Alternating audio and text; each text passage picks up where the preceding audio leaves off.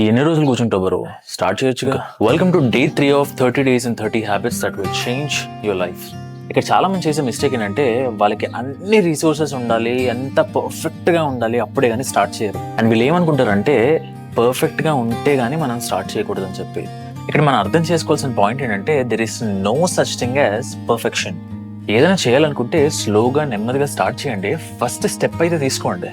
And important point ఏంటంటే start చేసిన తర్వాత కన్సిస్టెంట్గా ఉండాలి అండ్ రోజు ఆ 1% ఇంప్రూవ్మెంట్ మీద మనం ఫోకస్ చేయాలి. ఫర్ ఎగ్జాంపుల్ మీరు వెయిట్ తగ్గాలంటే ఈ రోజు జిమ్కి వెళ్ళిపోయి గంటల తరబడి కార్డియో చేసేసి వెయిట్స్ లిఫ్ట్ చేయాల్సిన అవసరం లేదు.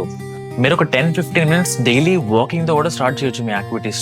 స్లోగా అది పెంచుతూ జిమ్ జాయిన్ అవుతూ వెయిట్స్ లిఫ్ట్ చేస్తూ ఇలా మీ ప్రోగ్రెస్ బిల్డ్ చేసుకో. అండ్ ఇంకొక ఎగ్జాంపుల్ ఏంటంటే మీరు ఏదైనా నేర్చుకోవాలి అనుకుంటే ఒకే రోజు కూర్చొని అంతా నేర్చుకోవాల్సిన అవసరం లేదు. నేనేం చెప్తానంటే ఏదైనా చెయ్యాలి అనుకుంటే ఫస్ట్ స్టెప్ వేయడం చాలా ఇంపార్టెంట్. ఓకే, అండ్ ఆ ఫస్ట్ స్టెప్ వేసిన తర్వాత కొంచెం ఎఫర్ట్స్ పెట్టడం మీ హ్యాబిట్గా మార్చుకొని ఆ హ్యాబిట్ని రిపీట్ చేయాలి. ఎప్పుడైతే మీరు రిపీట్ చేస్తారో అప్పుడే మీకు రిజల్ట్స్ వస్తాయి.